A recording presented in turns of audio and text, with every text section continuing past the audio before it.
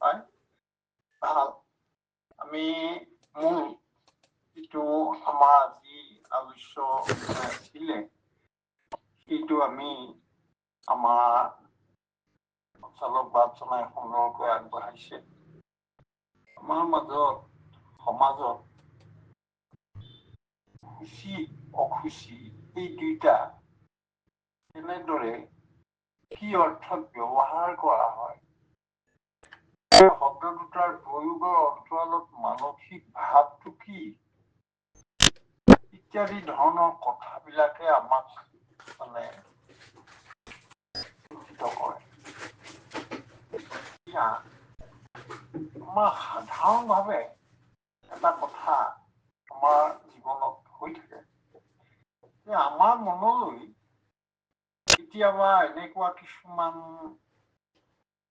চিন্তা আহে বা ভাবৰ উদয় হয় যে তাৰ উত্তৰটো সহজে নোপোৱাকৈয়ে থাকি যায়গৈ অৰ্থাৎ উত্তৰ নাপালেও চিৰাচৰিতভাৱে এটা চলি থকা বা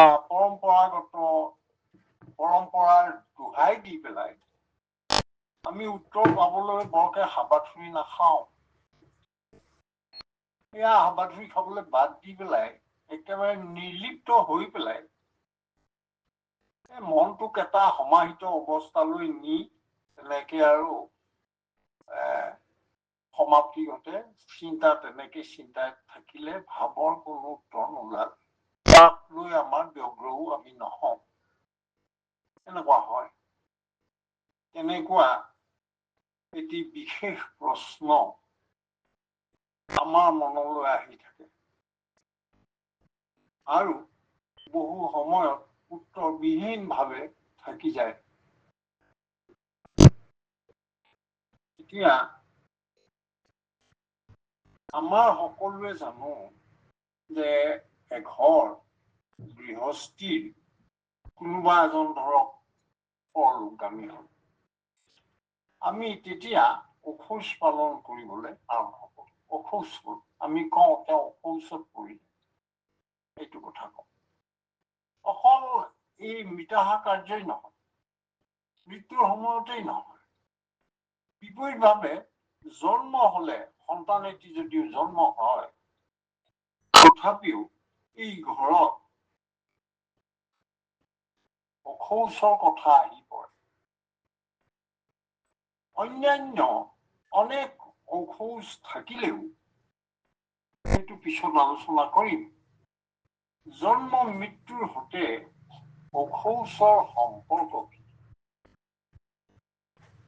এই বিশেষ প্ৰশ্নটোৰ উত্তৰ পাবলৈ যত্ন কৰি আজিৰ এই আলোচনাৰ বিষয়বস্তুৰ মাজলৈ অহাৰ বাবে যত্ন কৰা হৈছে এই ক্ষেত্ৰত ভাগৱত শাস্ত্ৰৰ ক'ত কেনেদৰে কালজয়ী উক্তি আছে সেয়া বিচাৰ কৰিবলৈ যত্ন লোৱা হৈছে পৰম শ্ৰদ্ধা বাপ সমস্ত আৰু আইসকল এতিয়া শুচি মানে শুদ্ধ বা পবিত্ৰতা এই শুচিয়ে শৌচ ইয়াৰ বিপৰীত শব্দটো আকৌ অশুচি শুচিৰ বিপৰীত শব্দটো অশুচি শুচিতা গুণকে শৌচ আৰু অশুচি গুণক অশৌচ বুলি আমি সকলোৱে জানো এতিয়া আমাক এই ক্ষেত্ৰত শৌচৰ সংজ্ঞাটো কি ভাগৱতে স্পষ্টভাৱে উক্তি দি গৈছে এতিয়া অশৌচ বা অশুচিৰ কথা পাতোতে শুচিতা বা শৌচ তাক বোলে প্ৰথমে সেয়া আলোচনা কৰি ল'ব লাগিব তেতিয়াহে শৌচৰ বিপৰীত অশৌচ আমি বুজিবলৈ সহজ হ'ব এতিয়া আমি সকলোৱে জানো যে বৈকুণ্ঠ প্ৰয়াণৰ সময়ত উদ্ধৱ মহন্তই প্ৰভু কৃষ্ণৰ চৰণত পৰি অনেক প্ৰশ্ন কৰিছে। সম, দম, দান, সত্য, দক্ষিণা ইত্যাদি অনেক কথা। কাক বোলে তাৰে ভিতৰত আটাইতকৈ গধুৰ যেন লগা প্ৰশ্নটো আছিল শৌচকাক বোলে। প্ৰভু কৃষ্ণই প্ৰতিটো প্ৰশ্নৰ উত্তৰ নিজ মুখে কৈ গল। উদ্ধৱে যিমান প্ৰশ্ন সুধিলে সকলো ক'লে আৰু শৌচক কাক কয় সেই বিষয়ে অতি স্পষ্টভাৱে ক'লে। বোলে মোকে জানি যিটো জনে তেজৈ কৰ্ম মল তাকে সে বুলিয় শৌচ জানা মহাবল। মোকে জানি যিটো জনে তেজৈ কৰ্ম মল তাকে সে বুলিয় শৌচ জানা মহাবল। মহাবল বুলি পেলাই উদ্ধৱ মহন্তক কৈছে। প্ৰভু কৃষ্ণই মোকে জানি বুলি কওঁতে প্ৰভু কৃষ্ণক জানি সেই অৰ্থ বুজাইছে। প্ৰভু কৃষ্ণই নিজেই কৈছে। এয়া আমাৰ একাদশৰ কৃষ্ণ উদ্ধৱ সংবাদৰ 220 সংখ্যক ভাগত এই কথা ইমান সুন্দৰকৈ স্পষ্টকে আছে। এতিয়া ফুলতে প্ৰভু কৃষ্ণই বোলে মোক যিজনে মোৰ পৰিচয় মোৰ সম্পৰ্কে পৰিচয় লাভ কৰিলে, হৃদয়ংগম কৰিলে আৰু সেইমতে ব্যৱহাৰিক জীৱন অতিবাহিত কৰিলে, সেইজনে কৰ্মমল ত্যাগ কৰাৰ বাবে প্ৰস্তুত হ'ল। এতিয়া ভগৱন্তক জনা মানে ভগৱন্তৰ স্বৰূপটো বুজি পোৱা। এতিয়া ভগৱন্তৰ স্বৰূপটো কি? মোকে জানি বুলি কোৱা অৰ্থটো ভগৱন্তৰ স্বৰূপটো কি, ভগৱন্তক কি বুলি বুজি পাইছে? অতি সংক্ষেপে সাৰ কথাটো হ'ল ভগৱন্তৰ চৰণত শৰণ লৈ ব্যভিচাৰ শূন্য ৰূপে থাকি ভকতি পন্থৰে প্ৰভুৰ নাম যশ শ্ৰৱণ কীৰ্তন কৰি সাধু সংগত থাকি জীৱনটো অতিবাহিত কৰা, এয়া ভকতি পন্থ অনুসৰণ কৰা। এতিয়া প্ৰভুৰ চৰণত শৰণ লৈ ব্যভিচাৰ শূন্যভাৱে ভকতিৰ মাজেৰে আগবঢ়াটো ঈশ্বৰে পচন্দ কৰে, ঈশ্বৰে ভাল পায়, সেইটোকেই লাগে ঈশ্বৰক। পিছে আনুষংগিক আৰু কি কি কৰণীয় আছে? কেৱল স্বৰূপটোকে বুজিলেই হ'বনে? এয়া লগতে আকৌ এটি শব্দ ক'লে, মোকে জানি যিটো জনে তেজৈ কৰ্মমল। এতিয়া তেনেহলে কৰ্মমল সম্পৰ্কে কিছু কথা পাতিব লাগিব। কৰ্মমল কি? কৰ্মমল সৃষ্টি হ'ল কেনেকৈ? মানুহৰ জীৱনত কৰ্মমল সৃষ্টি হয় কেনেকৈ? এতিয়া সেই কৰ্মমল সম্পৰ্কে খুব চমুকৈ পাতিব লাগিব। আমি আমাৰ জীৱনত ইন্দ্ৰিয় সুখৰ কামনাৰে অনেক কাৰ্য সম্পাদন কৰোঁ। ইন্দ্ৰিয় সুখৰ, সেইটো জাগতিক সুখৰ বাবে আমাৰ জীৱনত এইবোৰ হৈ থাকে। জাগতিক সুখ সমৃদ্ধি, মান যশ, ধন সম্পত্তি, পুত্ৰ পৰিবাৰ কেন্দ্ৰিক যিমানবোৰ ইন্দ্ৰিয় সুখৰ প্ৰতি আসক্ত হৈ আমি অনেক কাৰ্য কৰোঁ, এই সকলোবোৰ কাৰ্যৰ সম্পাদন কৰোঁতে ইচ্ছাকৃতই হওক বা অনিচ্ছাকৃতই হওক, আমি আমাৰ স্বাৰ্থ ৰক্ষাৰ প্ৰতি বেছিকৈ যত্ন হওঁতে আনৰ প্ৰতি অন্যায় সাধন হোৱাটো স্বাভাৱিক আৰু সেয়া সাধন হয়েই। এতিয়া আমি অনিচ্ছাকৃতভাৱে কৰোঁ বা ইচ্ছাকৃতভাৱেই কৰোঁ, ইয়াতে আমাৰ আনৰ প্ৰতি অন্যায় সাধন হয়। ইয়াৰ ফলত অজ্ঞানে বা অজ্ঞানে অনেক অপৰাধ সাধন হয়। গতিকে এই অপৰাধৰ পৰিণতি আৰু সেই পৰিণতিয়েই হ'ল কৰ্মমল।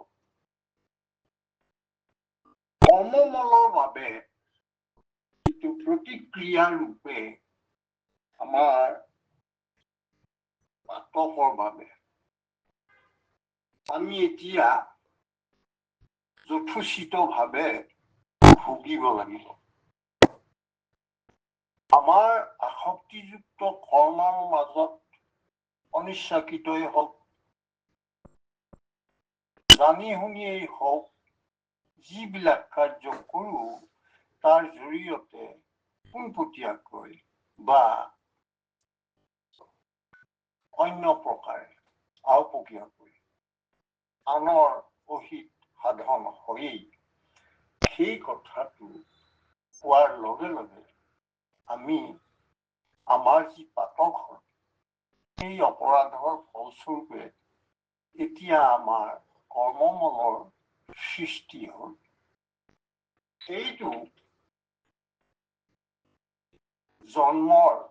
এই জন্মৰ কৰ্মমলৰ ফল ৰূপে মৃত্যু হৈ পুনৰ আন এটি জন্ম পাব লাগিব। এনেদৰে কৰ্মমলৰ বাবেই পুনঃ পুনঃ জন্ম, পুনঃ পুনঃ মৰণ অৱশ্যভাম্বী হ'ব। ইয়াৰ অৰ্থটো হ'ল কৰ্মমলৰ বাবেই আমাৰ জীৱনৰ অনেক দুখ দুৰ্দশাৰ সন্মুখীন হোৱাটো নিশ্চিত। তেনেহলে কৰ্মমল ত্যাগ কৰা উপায়টো কি? সেয়ে প্ৰভু কৃষ্ণই ক'লে, মোক জানি সেই অনুসৰি একান্ত শৰণীয়া হৈ আসক্তিযুক্ত সমস্ত কাৰ্য ত্যাগ কৰি ব্যভিচাৰ শূন্য ভকতি মাৰ্গেৰে গৈ কৰ্মমল ত্যাগ কৰিব পাৰিব লাগিব। অৰ্থাৎ আমি কৰ্মকাণ্ডীয় বা জ্ঞান মাৰ্গীয় সাধনৰ জৰিয়তে দেহৰ বা ইন্দ্ৰিয়জনিত অপৰাধসমূহৰ দ্বাৰা হোৱা আসক্তিৰ বাবে কৰ্মমলৰ পৰা কিন্তু ৰেহাই কেতিয়াও নাপাওঁ। এতিয়া এয়াই হৈছে কৰ্মমল ত্যাগ কৰিবৰ বাবে উদ্ধৱৰ আগত এতিয়া বহু সময়ত ভগৱন্তই নিজ মুখে, কেতিয়াবা ব্ৰহ্মাৰ আগত, কেতিয়াবা নাৰদৰ আগত, কেতিয়াবা অৰ্জুনৰ আগত, এনেকে অনেক সময়ত এয়া কথা কৈছে। এতিয়া মনুষ্যৰ কৰ্মমল তেনেহলে ত্যাগ কৰাৰ উপায়টো হ'ল কি? প্ৰথম, প্ৰভু কৃষ্ণক একান্ত শৰণ, 1 নম্বৰ। দ্বিতীয়, কৰ্ম মাৰ্গ বা জ্ঞান মাৰ্গৰ পৰিৱৰ্তে ভকতি মাৰ্গেৰে আগবঢ়া। তৃতীয়, ব্যভিচাৰ শূন্যভাৱে থাকি ভকতৰ সংগত হৰি কথা শ্ৰৱণ কীৰ্তন গুণগান কৰা। এই তিনিটা প্ৰথম চৰ্ত। কৰ্ম মল ত্যাগ কৰিবলৈ এইকেইটা চৰ্ত প্ৰথম। এতিয়া এই তিনিটা বিষয়ত থাকি কৰ্ম মল ত্যাগ কৰিব পৰা কথাটো আমাৰ এয়া আৰম্ভণিৰে কথা। এই তিনিটা কাৰ্য যাৰ দ্বাৰা প্ৰতিফলিত হৈছে, তেওঁৰ জীৱনত যিজনে নিষ্ঠাৰে সম্পাদিত কৰিব পাৰিছে, সেইজনৰ এনে অৱস্থাটোকে শৌচ বুলি কোৱা হৈছে। শৌচ। এতিয়া আহিলো জন্ম বা মৃত্যুত অশৌচ কিয় হ'ল। জন্ম বা মৃত্যুৰ হাত সাৰিবলৈ হলে কৰ্মমল নাথাকিব লাগিব। কৰ্মমল থকাৰ বাবেহে জন্ম আৰু মৃত্যুৰ সৃষ্টি হৈছে।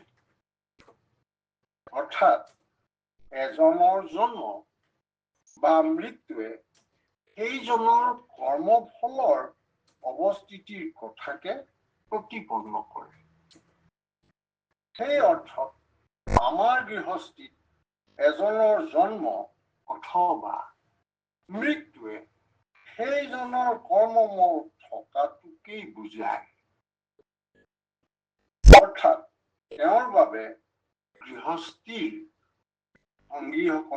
সংগীজনৰ বা গৃহস্থীত কিদৰে শৌচ আনিব পাৰি, তাৰ বাবে ভাগৱত পাঠ, নাম প্ৰসংগ আদিৰ জৰিয়তে ভকতি আচৰণ কৰি অশৌচ নাশ কৰা, শৌচৰ বাবে প্ৰভুৰ চৰণত শৰণাপন্ন হোৱাটো এতিয়া প্ৰয়োজন হ'ল।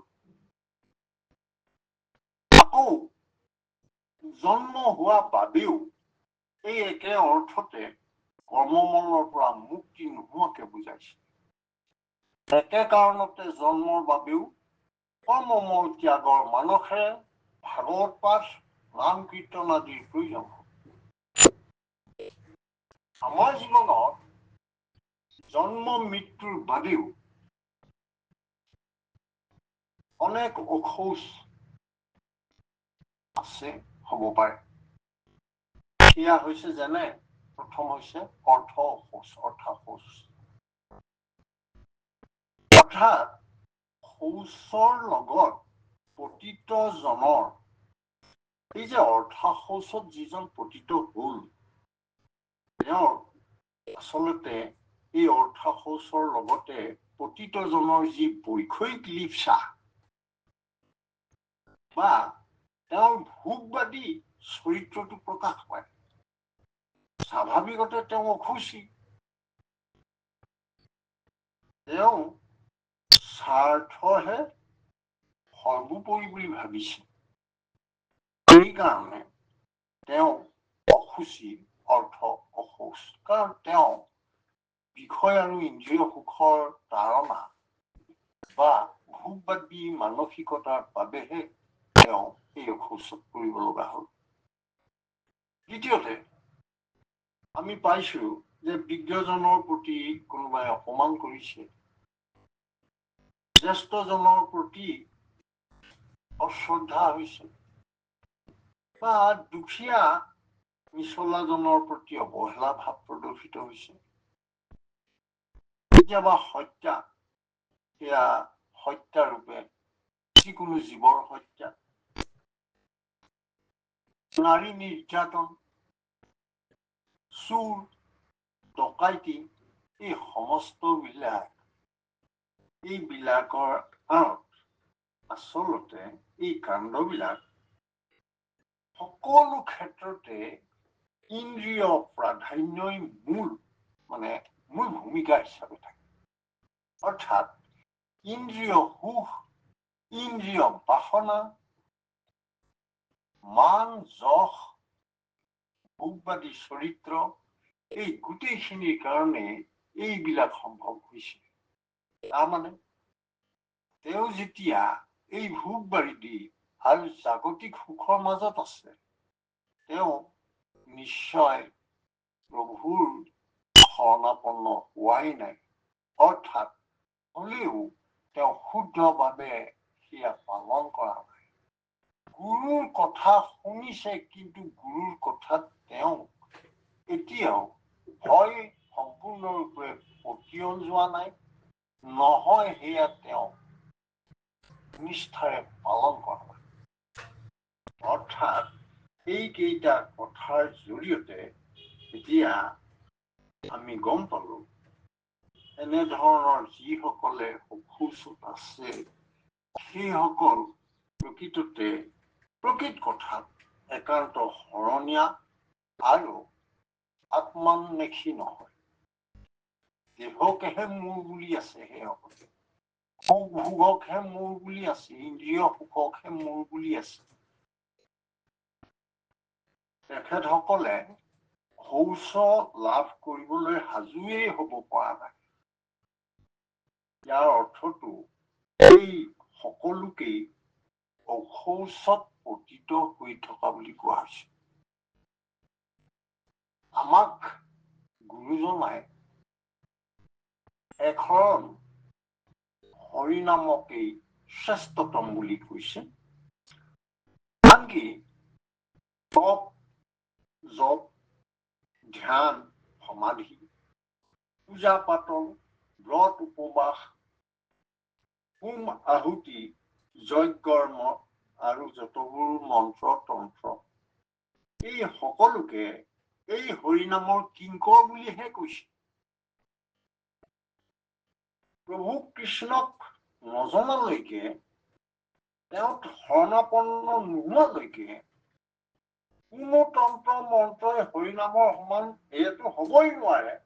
আৰু তেনে ক্ষেত্ৰত তন্ত্ৰ মন্ত্ৰ, পূজা পাতল, যাগ যজ্ঞৰ জৰিয়তে শৌচ লাভ কৰিম বুলি ভবা যি সেয়া মহত্বাকাংক্ষা, সেয়া কিন্তু বৰ আচৰিত ধৰণৰ কথা।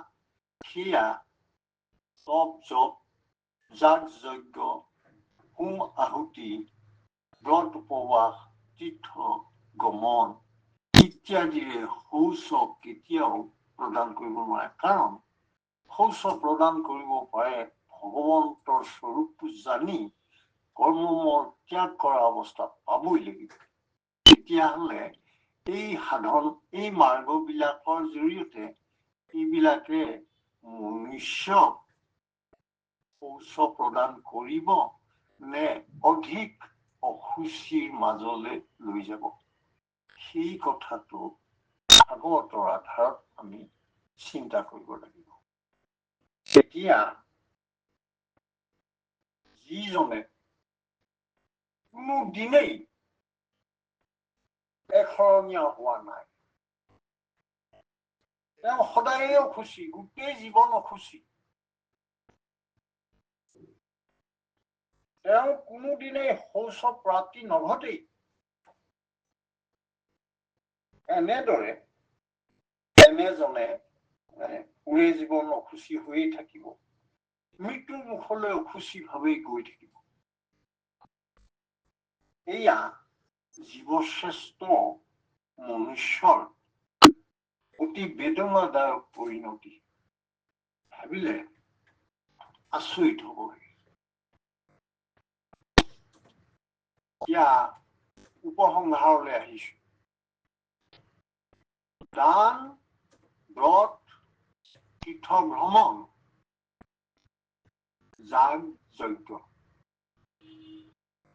ধ্যান সমাধি, এইবিলাকৰ দ্বাৰা শৌচ কেতিয়াও সম্ভৱ নহয়। এশৰণ হৰি নামৰ মাজেৰেহে শৌচ লাভ হব পাৰে।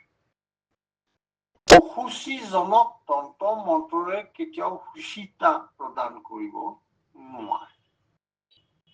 পুষ্পিত বাক্যৰ জৰিয়তে বিধি বিধান, কুমুদী শাস্ত্ৰৰ বিধান প্ৰকৰণ আদিৰ জৰিয়তে অসুচ কেতিয়াও দূৰ হব নোৱাৰে। এখন হৰিনামৰ মাজেৰে প্ৰভু কৃষ্ণৰ ভকতিয়ে সমস্ত কৰ্মকাণ্ডীয় বা জ্ঞানকাণ্ডীয় সাধনসমূহৰ জৰিয়তে পাব পৰা সকলোতকৈ উত্তম ফল কেৱল হৰিনামৰ জৰিয়তে সহজেই পাব পাৰে। এইবিলাক নকৰিলেও হ'ব, কেৱল হৰিনামেই যথেষ্ট। এই গোটেই কথাখিনিকে লৈ আমাৰ মাধৱ পুৰুষে সকলো দিশৰ পৰা গোটাই আনি এষাৰ কথা আমাৰ নামঘোষাত কৈ থৈ, সেয়া হৈছে এই ধান্য লোক সূচীমন্ত সৰ্বগুণে শ্ৰেষ্ঠ বিদ্যাৱন্ত যজ্ঞ তপে জন আতি শুদ্ধ মতি জন মহাদাতা জ্ঞানী সত্যবাদী মহামানী পুৰুষোত্তমত আশ্ৰয় যাৰ ভকতি পুৰুষোত্তমত আশ্ৰয় যাৰ ভকতি। পৰম শ্ৰদ্ধা বা সমস্ত আইসকল, ভাগৱতৰ মাত্ৰ এটি সেয়া আমি কলো উদ্ধৱ মহন্তৰ আগত প্ৰভু কৃষ্ণই কোৱা এই বাক্যটো। তাত এটাই কথা কোৱা আছে, মোক জানি যিটো জনে তেজৈ কৰ্মমৰ, এই কথা আৰু তাকেহে বুলিও কৌছ জানা মহাব। আমাৰ বাৰে বাৰে সংসাৰলৈ অহা যোৱা কৰাটো অসুচিৰ অশৌচৰ প্ৰমাণ। সেইকাৰণে এই অশৌচৰ কাৰণেই আমি সেইজনে যাতে পুনৰ আহিব নালাগে, ভকতৰ সংগলৈ আমি সেই অশৌচৰ কাৰণে সুচিতা লাভ হ'বৰ কাৰণে আমি নাম কীৰ্তন ভাগৱত পাঠ আদি সেইখিনি আঙুৰাই থাকো। একেই কথা জন্মৰ ক্ষেত্ৰত, তাৰ বাদেও অন্য শৌচ বিলাকতো আমি সেয়া অৰ্থশৌচেই হওক বা প্ৰাণীবোধেই হওক বা বৃদ্ধজনক অপমান কৰাই হওক বা আমি চুৰ ডকাইতি কৰাই হওক বা নাৰী নিৰ্যাতন কৰাই হওক, এই সকলো কিন্তু আমাৰ এয়া অসুচিৰ ভিতৰত এই কাৰণেই ধৰা হ'ল যে যিজনে একান্তৰূপে হৰিনামত শৰণ লৈ, হৰিৰ চৰণত শৰণ লৈ হৰিনামৰ বিশ্বাসী হৈ ভকতি পথৰে আগবাঢ়িব পৰা নাই, প্ৰভুৱে সেইজনৰ প্ৰতি কৃপা নকৰে আৰু তেওঁ গোটেই জীৱনক খুচি হৈয়ে থাকিব। অৰ্থাৎ আমাৰ উদ্দেশ্য এটাই, এই যিজন পৰলোকগামী হ'ল তেওঁ যেন এইবাৰ শৌচ লাভ কৰে, তেওঁ যেন পুনৰ সংসাৰলৈ আহি দুখ কষ্টলৈ সোমাবলগীয়া নহয়। অৰ্থাৎ সেইজনৰ প্ৰতি, সেইজনৰ মংগলৰ বাবে আমি প্ৰভুৰ চৰণত একান্ত শৰণেৰে থাকি তেওঁৰ গুণ নাম শ্ৰৱণ কীৰ্তন কৰিবলৈ যত্ন কৰোঁ। এই গোটেই কথাখিনিৰ মাজতে শৌচ আৰু অশৌচৰ গোটেই কথাখিনি আমাৰ আছে। আমি পৰম শ্ৰদ্ধা বা সমস্ত আইসকল এই ধৰণৰ বিষয়বিলাক আমাৰ আলোচনা কৰা নহয়। যিটো কৰ্ম মাৰ্গৰ তন্ত্ৰ মন্ত্ৰ পূজা পাতল হোম ইত্যাদি কথা কোৱা হ'ল, তীৰ্থ ব্ৰত উপবাস সমস্ত কথা কোৱা, সেইবিলাক হৰিনামৰ কিংকৰ। এই কিংকৰ বিলাকৰ আকৌ ওলোটাই প্ৰয়োগ কৰা হ'ল বোলে এইসকলে এতিয়া এজনৰ প্ৰতি সুচিতা আনি দিব পাৰিব। একেবাৰে ওলোটা কথা, শাস্ত্ৰৰ একেবাৰে বিপক্ষে যোৱা কথা, এই কথাসমূহৰ মাজৰ পৰা আমি ওলাই আহিব লাগে।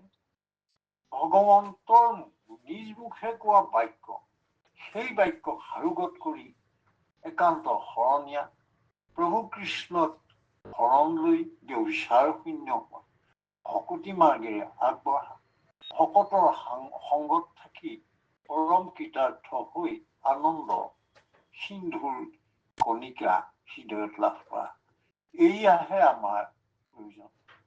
আমি শৌচ শব্দৰ অৰ্থ এতিয়াহে লাভ কৰিম। শৌচ বুলি ক'লে একান্ত শৰণৰ অবিহনে কেতিয়াও সম্ভৱ নহয়। যিজনে একান্ত শৰণীয়া নহয়, তেওঁ গোটেই জীৱন অসুচী হৈয়ে থাকিব। এই সংজ্ঞাটো বিশেষভাৱে ভাগৱতৰ মাজেৰে ওলাই আহিছে আৰু এই কথাখিনিকে মাধৱ পুৰুষে শৌচ সম্পৰ্কীয় কথাখিনি ক'বলৈ যাওঁতে কৈছে যে যিয়েই নহওক তেওঁ অনেক যদি নামৰ মাজত আছে, তেওঁ ধন্য হৈছে। তেওঁ আন একো নকৰক, তেওঁ সূচীমন্ত হৈছে। তেওঁ সমস্ত গুণৰে শ্ৰেষ্ঠ অধিকাৰী হৈছে। তেওঁ সমস্ত বিদ্যাৰ অধিকাৰী। যজ্ঞ তপ এইবিলাক কৰিলে যি ফল পায়, সেয়া হৰিনামৰ মাজতে সহজেই লাভ হ'ব। তাতকৈও ডাঙৰ কথা, দাতা জ্ঞানী এইসকলে সত্যবাদী বা মহামানী সেইজনহে যিজনে প্ৰকৃততে একান্ত শৰণীয়া হ'ল প্ৰভু কৃষ্ণৰ চৰণত। সেই ভকতি মাৰ্গেৰে শ্ৰৱণ কীৰ্তন আৰু ভকতৰ সংগেৰে সংসাৰত থকা দিনসমূহত নিজকে জীৱৰ শ্ৰেষ্ঠ কৰ্ম হিচাপে আত্মনিয়োগ কৰিছে।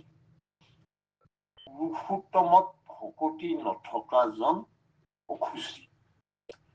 পুৰুষোত্তমত ভকতি নাথাকিলে তেওঁ কেতিয়াও শৌচ লাভ কৰিব নোৱাৰে। শৌচ লাভ নকৰাৰ বাবেই তেওঁ কৰ্মমলত থকাৰ বাবেই বাৰে বাৰে জন্ম হৈছে আৰু সেই জন্ম ল'ব লগা অৱস্থাটোৱেই হৈছে অশৌচ। এয়া পৰম শ্ৰদ্ধাৰ বাপ সমস্ত আমি আপোনালোকৰ মাজলৈ আগবঢ়ালো। এইবিলাক বিষয়ে আমাৰ বৰকে আলোচনা নহয়, এইবিলাক বিষয়ে আলোচনা হ'ব লাগে। আমাক এতিয়া আমাৰ নতুন চামত শিক্ষিত যুৱক যুৱতীসকলে প্ৰশ্ন কৰে, কিন্তু ডাঙৰ কথা তেওঁলোকে প্ৰশ্ন কৰাৰ অনেক যুক্তি আছে। কাৰণ যিবিলাক কথা বিজ্ঞানসন্মত, ভাগৱতৰ প্ৰকৃত তথ্যৰে আমি দেখুৱাব যদি নোৱাৰো, তেতিয়াহ'লে আমাৰ এয়া উঠি অহা প্ৰজন্ম কেতিয়াও পতিয়ন নহয়। অৰ্থাৎ আমাৰ সমাজত এই ধৰণৰ আলোচনা হৈ থকাটো বহু প্ৰয়োজন। আমি অকণমান সময় এতিয়া এৰিছো এই কাৰণে যে আমাৰ মাজত সকলোৰে শ্ৰদ্ধাৰ পুণ্যশ্লোক শইকীয়া প্ৰভু আছে। তেখেতে এই কথাখিনি আমি উনুকিয়াইহে দিছো।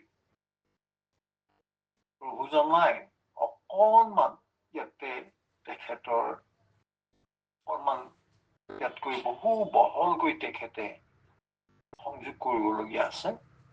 শ্ৰদ্ধাৰ অজিত বৰা প্ৰভুজন আছে, তেখেতেও অভিজ্ঞতা পুষ্ট, তেখেতেও এই ক্ষেত্ৰত নিশ্চয় এষাৰ ক'ব।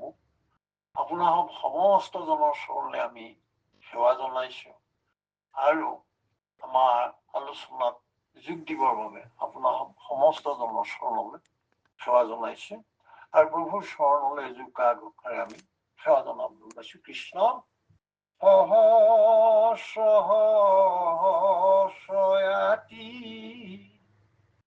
অপৰাধ দিনে ৰাতি গুৰুময় মহামূৰ জন আমি প্ৰভু তুজুদাসকে মানি জগবাস সমীউক শ্ৰী মধুদন সমীউক শ্ৰী মধুদন।